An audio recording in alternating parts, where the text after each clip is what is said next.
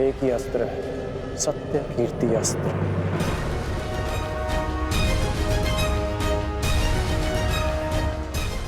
ओम सत्यार्थम, ओम कीर्त्यार्थम, ओम नमो नमो नमो सत्य कीर्ति अस्त्राय नमः।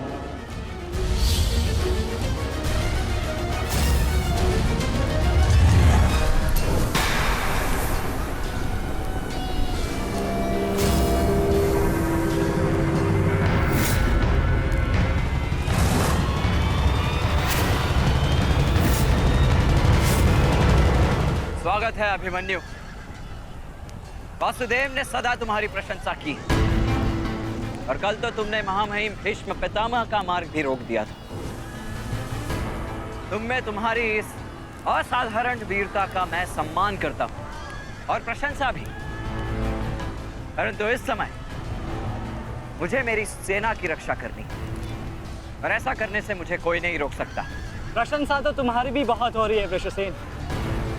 जिस वीरता से तुमने मेरे पिताश्री का सामना किया वो सराहनीय था, परंतु इस समय मेरा भी केवल एक ही लक्ष्य, तुम्हें रोकना। तो विलंब कैसा? मैं प्रस्तुत हूं।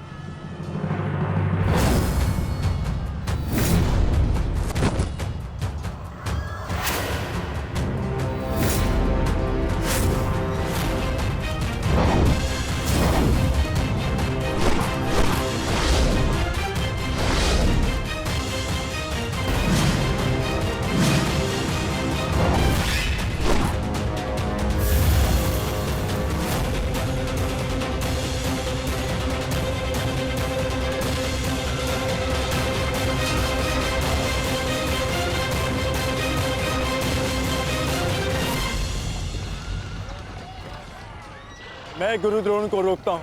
नहीं अर्जुन, गुरु द्रोण का सामना मैं करता हूं, तुम आगे बढ़ो। नहीं भ्राताश्री, दुर्योधन के समर्पण की पुष्टि करने के लिए आपका वहां होना अति आवश्यक है, और जो इसमें सक्षम है वो है भ्राता भीम। पितामह को केवल भ्राता अर्जुन ही रोक सकते हैं। आप सब लोग आगे बढ़िए, हम गुरु द्रोण को रोकते हैं। सारथी, शीघ्रता करो।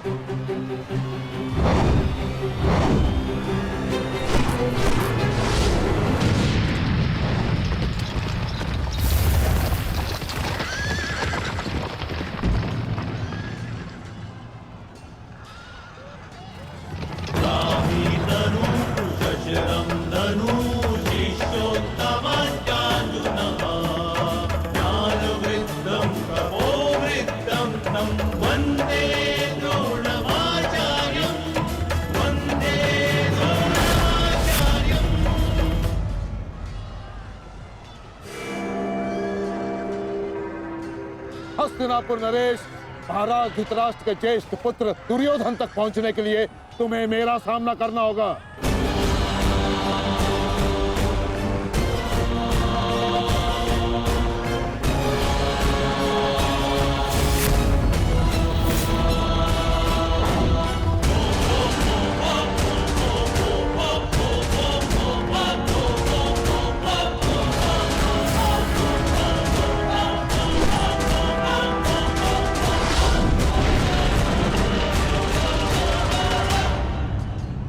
अद्भुत अर्जुन, मुझे गर्व है तुम पर। माना कि भ्राता अर्जुन आपके प्रिय है, परंतु हम भी आपके शिष्य हैं गुरुदेव। अपने साथ बंद करने का अवसर हमें भी प्रदान करें। अवश्य पुत्र, परंतु स्मरण रहे एक क्षण तुम्हारे समक्ष तुम्हारे गुरु द्रोण खड़े हैं। बंद इतना सरल नहीं होगा, स्मरण रहे। हमारे गुरु ने हमें कठिन कार्यों को साधने की पूर्ण शिक्षा दी है गुरुदेव। तो सावधान नकुल।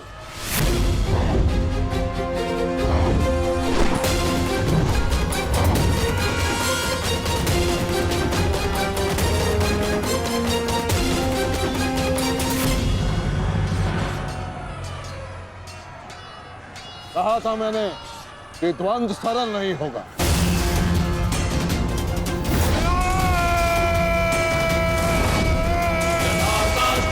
यथा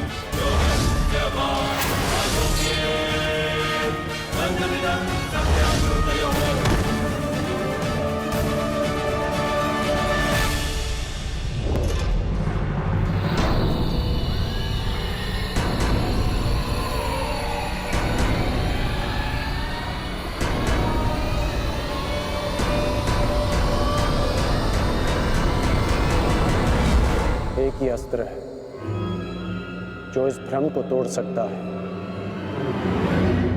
सत्य कीर्ति अस्त्र।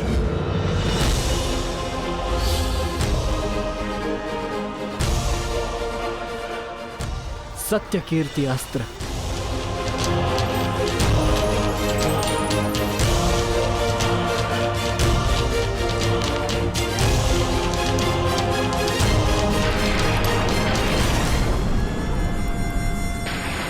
मुझे अपने कर्तव्य का पालन करना ही है।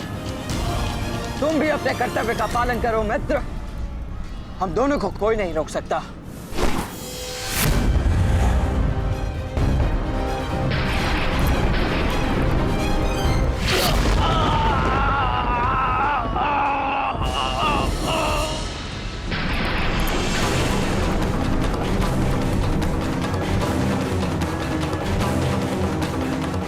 रुक जा वृषसेन, मुझे विवश मत करो। मैं केवल वो कर रहा हूं जो मेरे वश में है।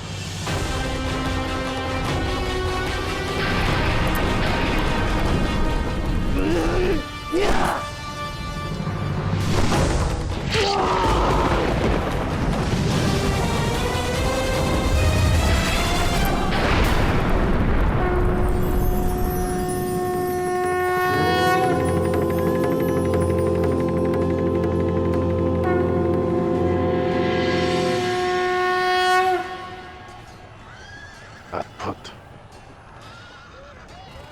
मुझे तुम पर गर्व है पुत्र।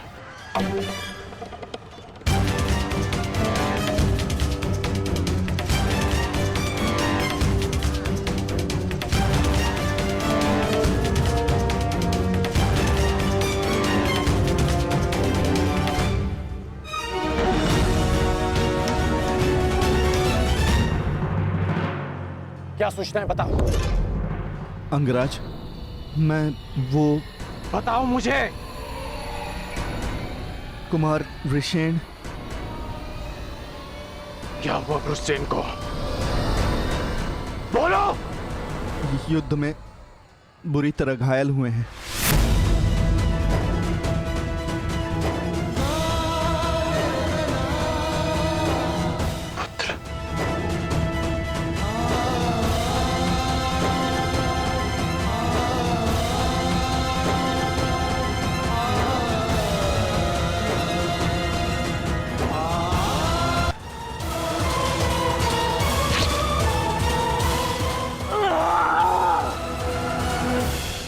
तुम्हारे कौशल और शौर्य को नमन है वृषसेन। अनुमान नहीं था कि कौरव सेना में ऐसे कुशल योद्धा से सामना होगा। सूर्यास्त में समय अभी शेष है अभिमन्यु, और हमारे तुनीरों में बाण नहीं। तो समय व्यर्थ ना करते हुए द्वंद्व आरंभ करें। तो मैं प्रस्तुत हूँ योद्धा।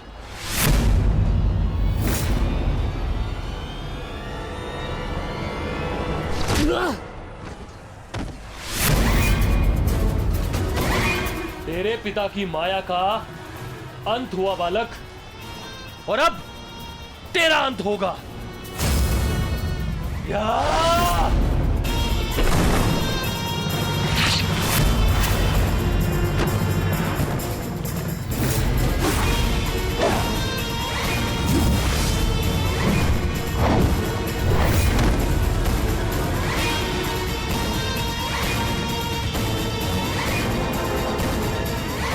हार तब नहीं होती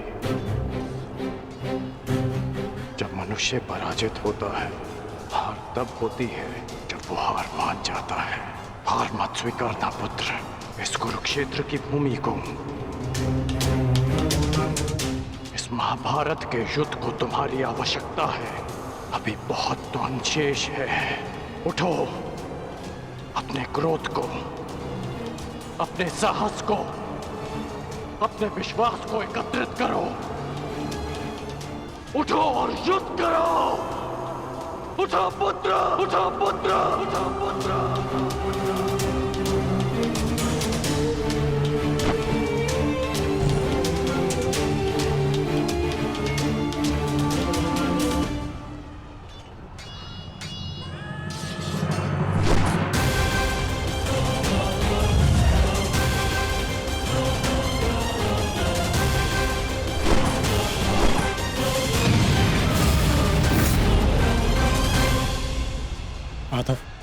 पितामह के प्रहार प्रतिक्षण बलशाली होते जा रहे हैं। हम उन्हें बहुत समय तक रोक नहीं पाएंगे।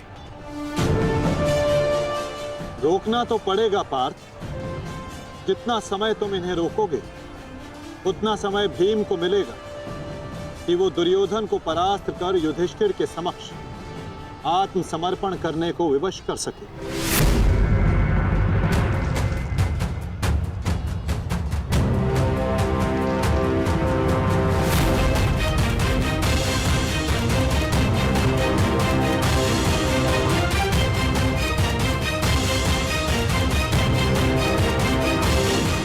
दुर्योधन, ये युद्ध भूमि है, कोई रंग भूमि नहीं कि औरों के द्वंद्व का तुम आनंद उठा सको। क्यों दुर्योधन, कायरों की भांति क्यों खड़े हो? आओ और आकर मुझसे युद्ध करो।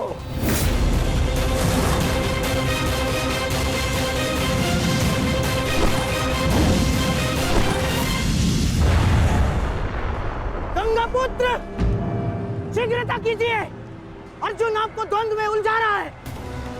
इधर भीम दुर्योधन की ओर बढ़ रहा है। महामहिम, कुछ कीजिए।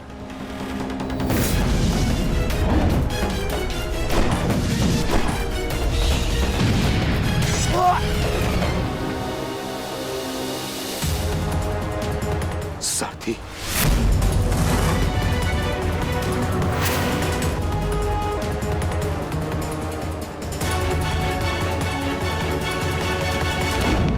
सावधान अर्जुन। या तो तुम युद्ध करना भूल गए हो या फिर तुम्हें युद्ध करने का साहस नहीं है। दुर्योधन, नहीं नहीं दुर्योधन, भीम तुम्हें उकसा रहा है। द्वंद्व में मत फंसना। उचित कहा मामाश्री।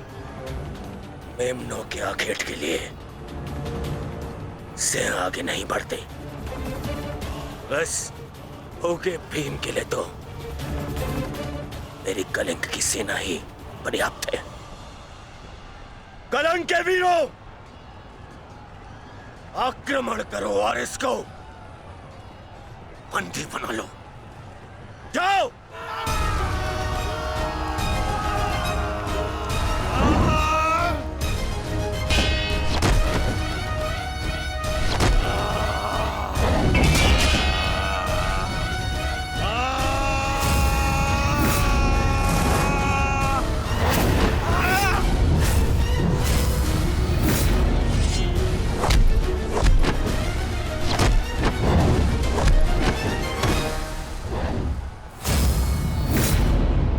दुर्योधन, बस ये इतने से थे? अरे इनसे तो युद्ध करके मेरे हाथ पैर भी नहीं खुले।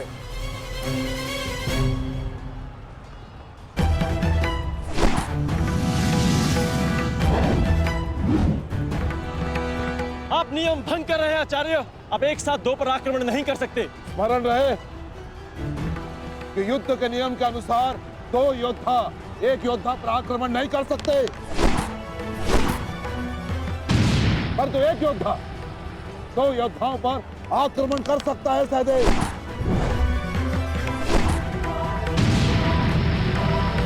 क्या करें नकुल, कुछ करना होगा। हमें गुरु द्रोण को रोककर अधिक से अधिक समय भ्राता भीम को देना होगा। युद्ध सभा में चीख चीख कर अपने पौरुष का बखान करने वाले एक नपुंसक के भांति क्यों खड़े हो? अब किसे लाओगे अपनी ढाल बनाकर? ये विकोदर भीम तुम्हारी हर ढाल को तोड़कर तुम्हारा अंत करेगा। मैं तुम्हारे प्राण लेकर रहूंगा कायर दुर्योधन।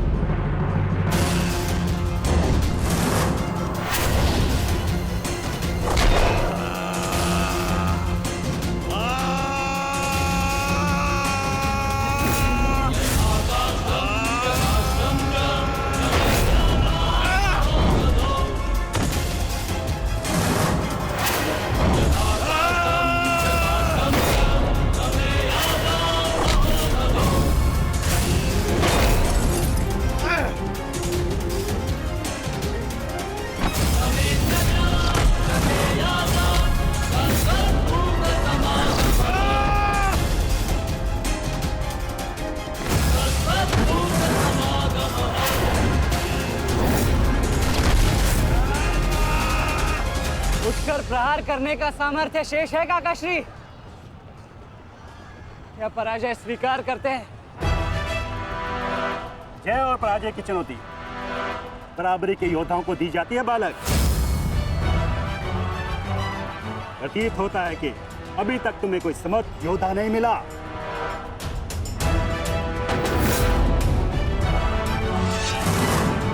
मैं शब्दों के बाण नहीं चलाता नानाश्री। अच्छा, तो युद्ध करो या समर्पण करो।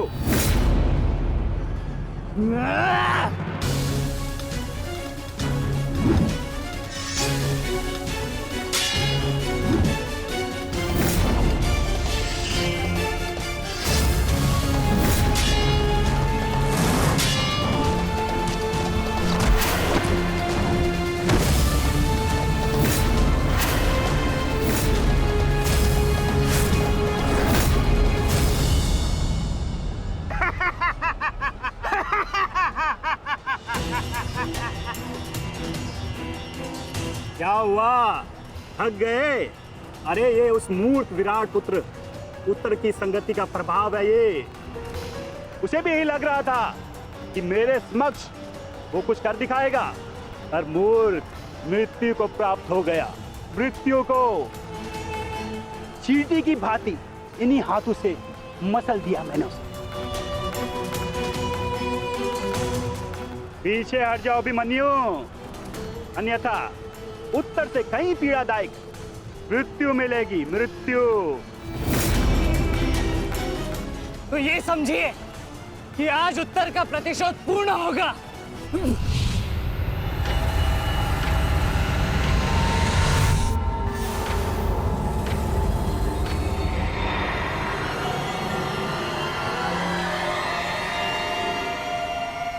फिर से मूर्खता कर रहे हो अभिमन्यु? मेरी शक्तियों के बारे में ज्ञात नहीं है। शत्रु का क्रोध मुझे और बलशाली बनाता है। बलशाली।